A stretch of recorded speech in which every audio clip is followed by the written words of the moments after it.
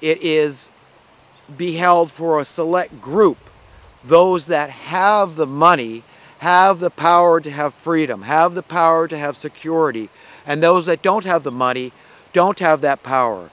They don't have that freedom. They don't have that security. So they're left out of the loop. And it's a miserable state of affairs. It creates this miasma whereby we're all sucking lemons. We all have to conform to some degree to this system, or else you will literally be jailed. Your physical freedom will be taken from you if you don't go along with this established system. For example, I just can't go out and take land where I feel like it, because somebody's going to come along and say, hey, this is private property, or hey, this is public property, right? And it's backed by the police force, law enforcement. And they're going to kick you off, they're going to evict you, and they're going to use whatever means they have to. And if you don't go kindly and follow the orders of those minions for this established system, that's all they're doing, is they're saying, hey, I got a good job, I got to pay my bills, I got a family to take care of, and you're secondary. Your rights and concerns are secondary. All your religious beliefs in God and how this earth belongs to God and how you have a right to share in God's bounty, that's foolishness.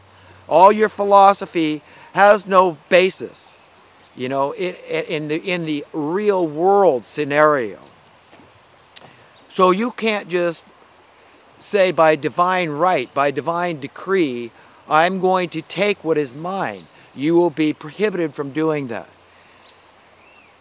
And you will have your freedom taken away, you might have your stuff taken away, and you might have your life taken away if you decide to defend yourself from these enemies of, essentially, they're not only your enemies, but they're enemies of God, of good. So you're not a thief, in my estimation, by believing that you have a right, an inherent right, an inherited right, an innate right, yes, an entitlement to share in the earth's bounty, to say to yourself, how is it right in anybody's book that this earth has already been bought and sold, and that I'm just a visitor here? I was just born to serve the system and die and go on my merry way and have children so that they can serve the system and die and go on their merry way. Well, we let the Rockefeller class continue to hoard all the wealth of the planet through the money, through this trickery. You understand, folks, that I believe strongly in entitlement. So in that sense, I guess you could call me a bleeding heart liberal, or I like to say libertarian more. And, you know, mostly I'm just an egalitarian. But I also understand the conservative view, their anti-taxation view.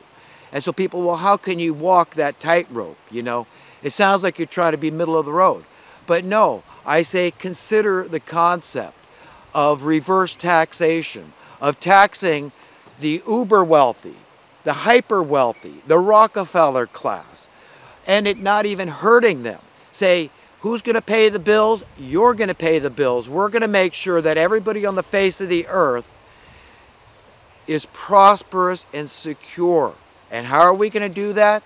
We're going to do it by understanding that it's not a shortage of stuff out there, okay? Because if there is a shortage of stuff, for example, clean water, like there's a lot of concern here in California about there being a shortage of clean water. I mean, down in Monticello, down there, it's a suburb of Santa Barbara where you've got some of the super wealthy, like Oprah Winfrey, living down there. They're buying up water. Money is no object to these people. They don't care what they got to pay for the water. But if that's a system we allow, then it really does become this social Darwinistic system based on money. So it's survival of the richest. If you can afford to live, then you will live. If you can't afford to live, you won't live. If you can afford the cost of living, simply living, of surviving, then you shall survive. But if you can't, then it's only right that you should perish because you don't have this magic elixir that these people have conjured up out of thin air. So if there's a shortage, if there truly is a shortage of clean water, did God not give us the wherewithal, the intelligence, the brain, to figure out how we might establish plenty of clean drinking water for everybody. Well, he did. And the way he did that is through technology. Technology like desalinization, like they're doing in Israel. Like San Diego taking the sewer water, recycling it until it's potable water. Believe it or not, I mean, that's what they're able to do with, you know, with filtering the water to the nth degree, I guess, and that it can be scientifically proven to be safe to drink. I still wouldn't want to drink it just because it sounds so horrible. But, you know, this is essentially what Mother Nature does all the time. I mean, we're all drinking ancient water. It's all been recycled. The sun evaporates all the water. This is just a constant cycle going on. It goes up in the clouds and it comes back down to the earth and over. So we're all drinking water from thousands of years ago. It's not new water.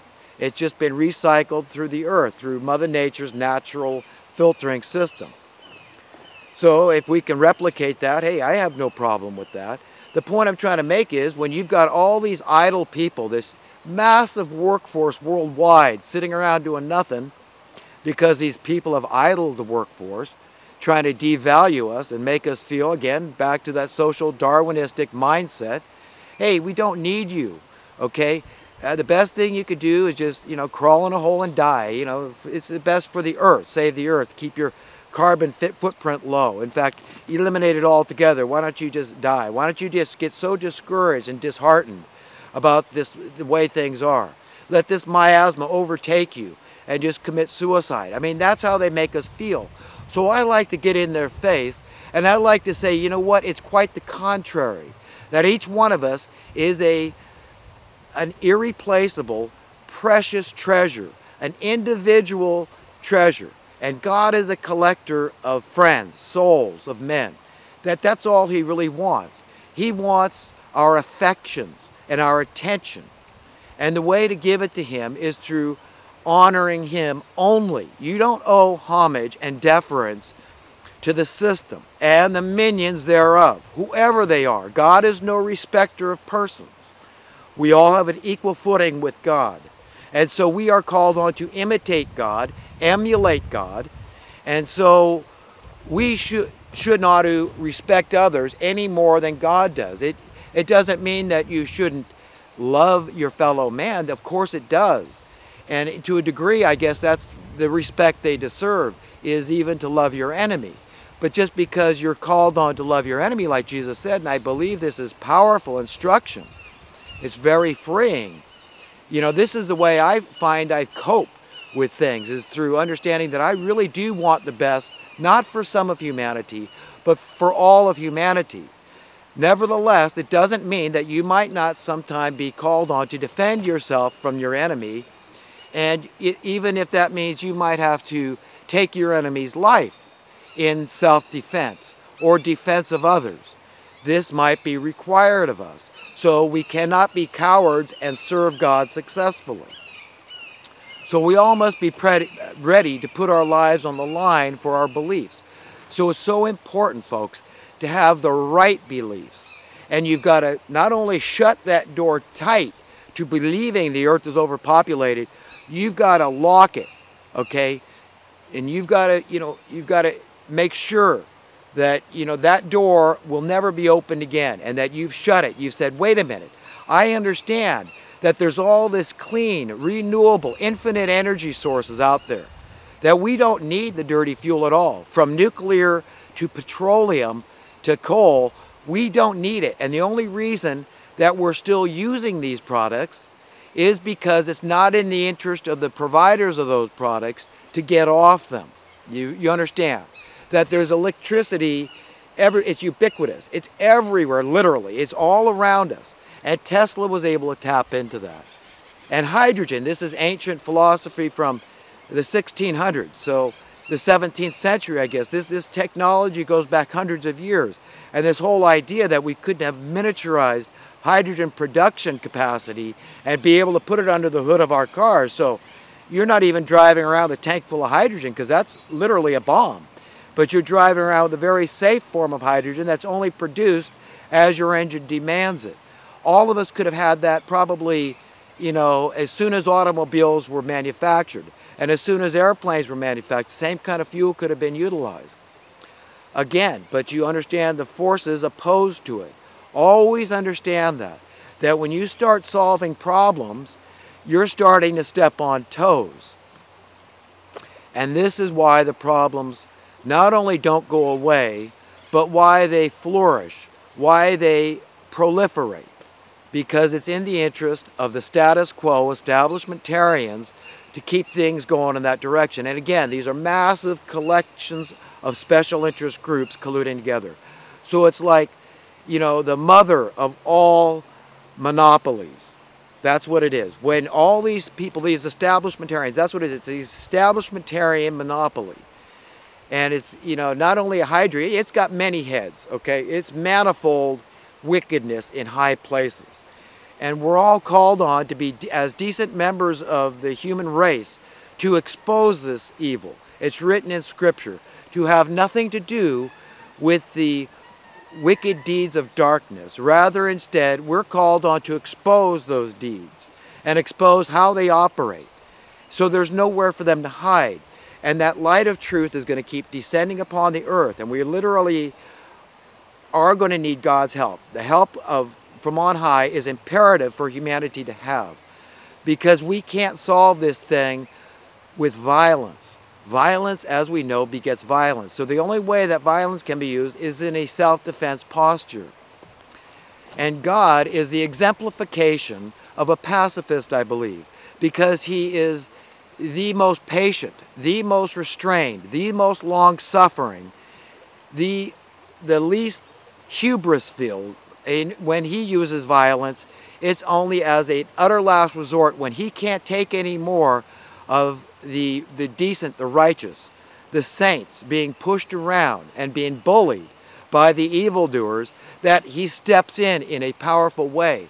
And I warn everybody out there that believes that God is without any power and effect, that you think again, okay? Because all through history, evil reaches a certain pinnacle, and then it gets turned around. And we're reaching the mother lode of a pinnacle right now in human history. And it's really coming down to the wire, and it's going to become more and more clear which side you're on. You will have to decide to be on one side or the other. You're on the side of the establishment, or you're on the side of good. You're saying, no, God, I don't want the establishment to succeed. I want you to succeed. Okay, and I want this to come about as gently as possible, because the way I see it now, we're headed for a brick wall. And it's going to be very traumatic for a lot of people when they wake up and realize that their whole reality was based on nothing more than a foundation of sand.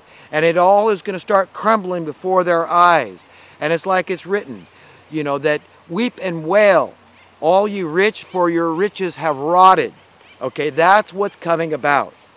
That you've got to understand, when God levels the playing field in this final battle, this great battle, the Battle of Armageddon, this is the great harvest of souls that is coming upon the earth. This is the ushering in of a new age. That is what is written. It's not the end of the world, like some will tell you is written in the Bible. That's never written in Scripture. We're just talking about the end of one age and the beginning of a new age. We're talking about what Jesus described as the renewal of all things, everything new.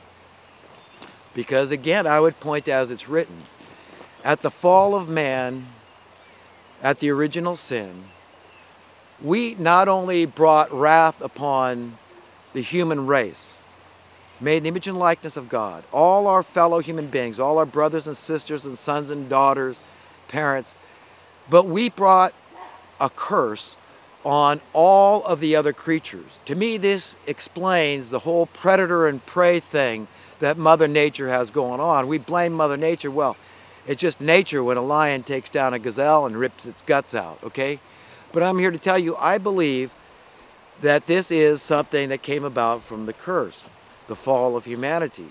And I would cite the passage in Scripture that says, to this day, the entire earth groans under the weight of sin. And that ultimate sin, that original sin, the fall of man, is where evil was endowed with some great power through this trickery, through this half-truth that we bought into.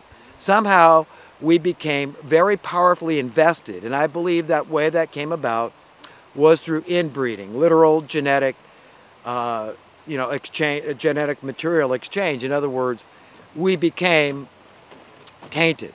We were adulterated at that point. So we all became infected with this fallen nature, like it says, this sinful nature.